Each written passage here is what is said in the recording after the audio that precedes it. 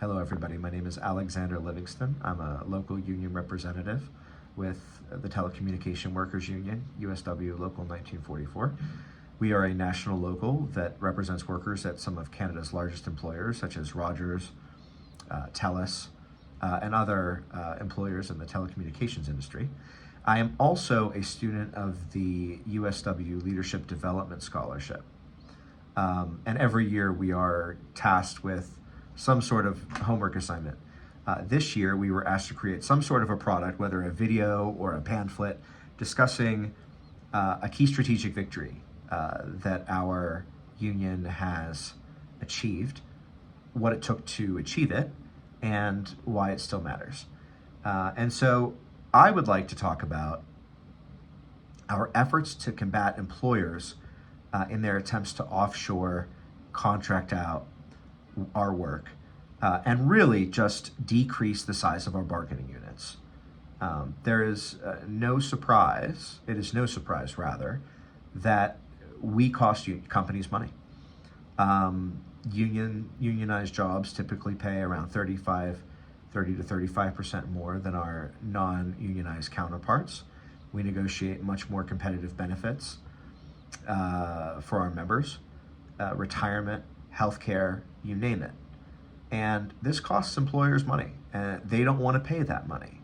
And so again and again, we see employers trying to find creative ways to decrease the size of their unionized workforces and increase or offset that work with contract work or offshoring, etc. Back in January of 2018, you may remember that we organized a call center for Freedom Mobile. There were about 120 workers that we organized. And right after effectively organizing and gaining certification, Shaw then terminated all of those people, 120. They closed down the entire center. And so the question becomes, how do we prevent employers from just axing jobs? And the answer lies in the collective bargaining process. The answer lies in the collective bargaining process because it's a legal document between both parties that can implement restrictions on these sorts of behaviors.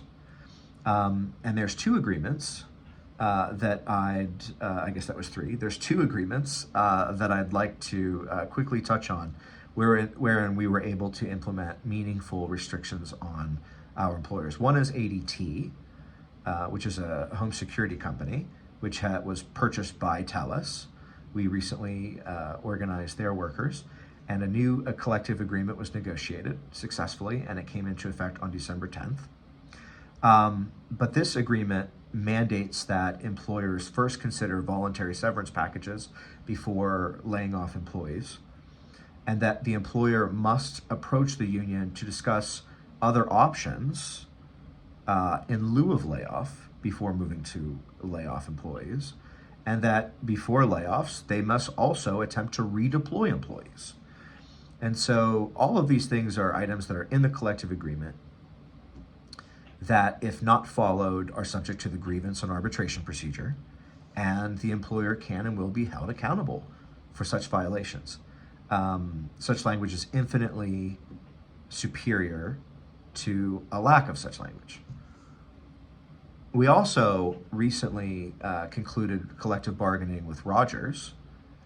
In November of 2023, a new collective agreement came into effect, and there are some very substantial restrictions in that collective agreement.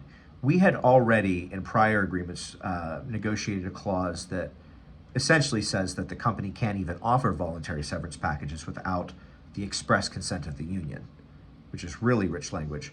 But we've now improved that through our latest round of bargaining to where they can't offer voluntary severance packages without the express consent of the union, but they can also, even with our consent, only offer a maximum of 5%, VSPs rather, they can only offer VSPs or voluntary severance packages or voluntary departure packages to a maximum of 5% of the bargaining unit throughout the duration of the collective agreement, which is really a substantial improvement, and it's a great win for our union. Many of you have seen, unfortunately, a lot of the jobs that have been lost with TELUS, and it's language like this that helps prevent that. So what I can say is that our union has learned over time through some of our setbacks, and we are approaching the bargaining process with renewed vigor and laser focus on this issue in particular, amongst others, but especially this issue. In terms of what it took to achieve these gains, it's very clear that employers don't give anything unless they're compelled to do so. I mean, I don't want to label all employers, but I will say that by and large, employers are not giving or are not conceding at the bargaining table unless the union has some sort of leverage over them. You may know that in Canada, anti-scab legislation was introduced recently. And it's interesting because this sort of coincided, the introduction of this legislation largely coincided with our bargaining with Rogers. We were on Parliament Hill and spoke to extensively the impact of scabs and how if such legislation was in place, it would render our negotiations with Rogers much more effective. And although anti-scab legislation is a separate issue than offshoring and VSPs, we were able to create an environment in which there was a lot of scrutiny about Rogers and their business dealings and their negotiation tactics. And clearly, we were able to put them in a position where they didn't want this fight on their hands. They did not want to go toe-to-toe with the union about this issue, and we were able to secure concessions from them at the table. But a lot of this has to do with creating leverage. It has to do with branding. It has to do with campaigns. It has to do with the broader message. And more than ever before, employers are hyper-focused on diversity, equity, and inclusion. They're focused on being, or at least coming across as good corporate citizens. And so the efforts that we made as an organization to call into question their contributions as a corporate citizen and their adherence to ethical practices, the more leverage we had over them, and we were able to obtain these gains at the table. As far as why it still matters, I mean, clearly employers are going to continue to do this. They're going to continue to try to offshore jobs. They're going to continue to try to contract out jobs. And we need to be vigilant.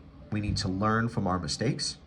We need to understand what proposals need to be introduced early in the bargaining process. We need to understand where our red lines are. And so all of these things, our history, our wins, our losses, they all contribute to our strategy moving forward. And I'm hopeful and I'm optimistic that we will continue to see wins at the bargaining table, especially in this area.